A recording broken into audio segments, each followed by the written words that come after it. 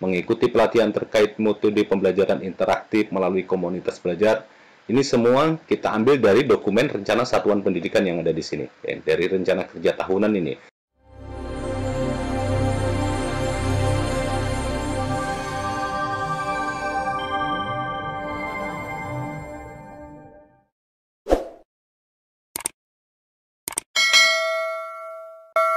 Assalamualaikum warahmatullahi wabarakatuh, Bapak dan Ibu. Selamat datang kembali di channel saya, Adi Edukasi Channel. Dan selamat bergabung bagi Bapak dan Ibu yang baru saja menemukan channel saya. Bapak dan Ibu, pada video kali ini saya akan berbagi kepada Bapak dan Ibu terkait dengan dokumen laporan satuan pendidikan yang mesti Bapak dan Ibu unggah di pengelolaan kinerja kepala sekolah. Dan ini yang wajib mengunggah adalah kepala sekolah. Ya, ini diunggah di sini Bapak dan Ibu. Sekarang bagaimana cara kita membuat dokumen laporan satuan pendidikan? Pada video sebelumnya saya telah berbagi kepada Bapak dan Ibu terkait dengan dokumen perencanaan satuan pendidikan. Sekarang kita lihat Bapak dan Ibu, ini pusat informasi guru.kemdikbud.go.id. Di sini dijelaskan Bapak dan Ibu, ya, dokumen yang diunggah itu seperti apa. Untuk dokumen laporan satuan pendidikan adalah dokumen laporan pelaksanaan rencana kerja dan anggaran tahunan. Untuk konteks pengelolaan kinerja tahun 2024, maka dokumen yang diunggah adalah laporan pelaksanaan rencana kerja dan anggaran tahun 2023. Ya.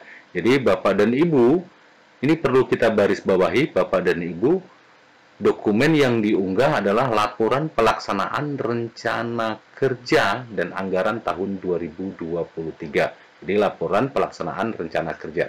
Bapak dan Ibu, sedangkan untuk dokumen perencanaan satuan pendidikan, kita kilas balik sebentar Bapak dan Ibu, karena ini baru diperbarui 8 hari yang lalu. Ya. Untuk konteks pengelolaan kinerja kepala sekolah, dokumen perencanaan satuan pendidikan yang diunggah adalah dokumen rencana kerja jangka pendek atau bisa disebut dokumen rencana kerja tahunan. Sekilas Bapak dan Ibu, kita flashback sejenak ke dokumen perencanaan satuan pendidikan yang videonya telah saya bagikan kepada Bapak dan Ibu.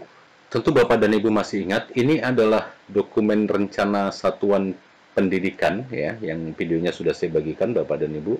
Tadi kita lihat di sini Bapak dan Ibu, bahwasanya yang diunggah adalah dokumen rencana kerja jangka pendek atau biasa disebut dokumen rencana kerja tahunan. Ya. Jadi di sini Bapak dan Ibu, untuk dokumen perencanaan satuan pendidikan, di sini saya sudah menyematkan tabel Bapak dan Ibu rencana kegiatan berdasarkan analisis rapor pendidikan dan atau data lain. Kenapa saya sematkan di sini? Karena memang rencana kerja tahunan itu kita dianjurkan untuk menggunakan perencanaan berbasis data, ya Bapak dan Ibu. Ini adalah format rencana kerja tahunan berdasarkan data rapor pendidikan. Ya. Formatnya ada di rapor pendidikan Bapak dan Ibu. Kalau kita lihat, ini adalah rapor pendidikan.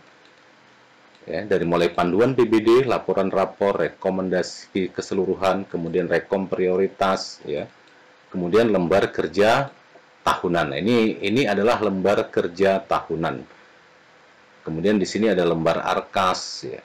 Jadi ini lembar kerja tahunan. Ya. Dan ini sudah saya sematkan pada dokumen perencanaan satuan pendidikan yang videonya telah saya bagikan kepada Bapak dan Ibu di sini. Jadi kalau Bapak dan Ibu buat 1 tahun, berarti 1 tahun lah di sini. Oke Bapak dan Ibu, sekarang bagaimana kita menyusun dokumen laporan satuan pendidikan. Dokumen laporan satuan pendidikan ini saya sudah siapkan Bapak dan Ibu. Pertama sudah saya siapkan di sini Bapak dan Ibu, formatnya adalah kata pengantar atau sistematikanya adalah kata pengantar. Ya. Kemudian Bapak dan Ibu, ini bab 1 pendahuluan, ya. Bab 1 pendahuluan ini latar belakang masalah. Berdasarkan data rapor pendidikan SD Negeri tahun 2024 terdapat 2 aspek yang menjadi prioritas untuk ditingkatkan pada periode bulan Januari sampai dengan bulan Juni tahun 2024. Kenapa bulan Januari sampai bulan Juni? Karena memang pengelolaan kinerja itu dilakukan pada bulan Januari sampai bulan Juni. Tapi kalau Bapak dan Ibu mau buat bulan Januari sampai bulan Desember, ya karena rencana kerja tahunannya, Bapak dan Ibu buat rencana kerja 1 tahun full, maka bulan Januari sampai bulan Desember ya. Kalau di sini memang saya buat hanya bulan Januari sampai bulan Juni untuk mempermudah menyusun pelaporan satuan pendidikan. Oke, Bapak dan Ibu. Kemudian di sini ada kemampuan literasi dan numerasi ya. Ini berdasarkan dengan rencana satuan pendidikan yang telah kita buat ya. Jadi tentunya laporan yang kita buat ini harus sesuai dengan perencanaan yang kita buat. Karena laporan ini hasil dari perencanaan. Ini laporan perencanaannya, Bapak dan ini adalah perencanaannya, Bapak dan Ibu. Di sini jelas mana yang diprioritaskan untuk dibenahi. Ya. Jadi di sini kita ambil dari dokumen rencana satuan pendidikan. Ya. Kemudian kualitas pembelajaran, dampak, ya. Kemudian di sini ada solusi. Nah, solusi ini berdasarkan latar belakang masalah di atas, maka perlu dilakukan beberapa upaya untuk meningkatkan kemampuan literasi dan numerasi sesuai dengan rencana kegiatan yang telah disepakati bersama. Yaitu, ini ada 1, 2, 3, 4, 5, 6 solusi. Ini memang saya ambil juga dari sini, Bapak dan Ibu. Ya. Saya ambil dari sini, Kepala Satuan Pendidikan dan pendidik mempelajari domain geometri sebagai bagian dari kemampuan numerasi, diskusi mingguan guru terkait modul numerasi di PMM. Ini ada 6. Ya, semuanya, maka ini kopikan kemari. Kita kopikan kemari, kita kopikan di solusi. Kemudian dengan melakukan upaya tersebut diharapkan kemampuan literasi dan numerasi serta kualitas pembelajaran di SD negeri bla bla bla dapat meningkat secara signifikan. Tentu kalau Bapak dan Ibu bukan literasi dan numerasi, atau kalau semuanya Bapak dan Ibu di rapor pendidikan dimasukkan, maka masukkan kemari. Kalau 1 tahun tentunya semuanya. Ya. Kemudian tujuan penulisan laporan, manfaat bagi guru, bagi kepala sekolah, bagi peserta didik, bagi satuan pendidikan. Silakan Bapak dan Ibu baca sendiri.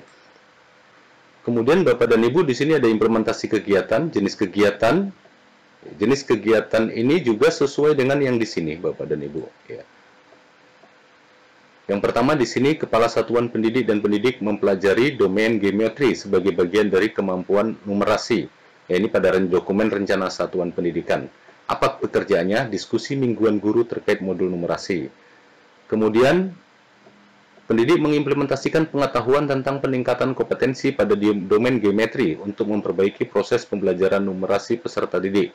Guru melakukan kegiatan sharing pengetahuan di komunitas belajar. Jadi yang di dalam kurung ini saya kopikan kemari, Bapak dan Ibu.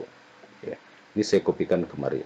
Jenis kegiatannya tentu kalau kita mau melakukan kegiatan sharing pengetahuan di komunitas belajar, tentu dibentuk dulu komunitas belajar di sekolah. Ya, kemudian diskusi mingguan terkait modul numerasi di PMM, penyediaan alat peraga pembelajaran geometri oleh Kepala Satuan Pendidikan, mengikuti pelatihan terkait metode pembelajaran interaktif melalui komunitas belajar. Ini semua kita ambil dari dokumen rencana satuan pendidikan yang ada di sini, ya, dari rencana kerja tahunan ini. Tapi ini memang tidak saya buat hanya sebagai contoh, hanya beberapa, bukan 1 tahun.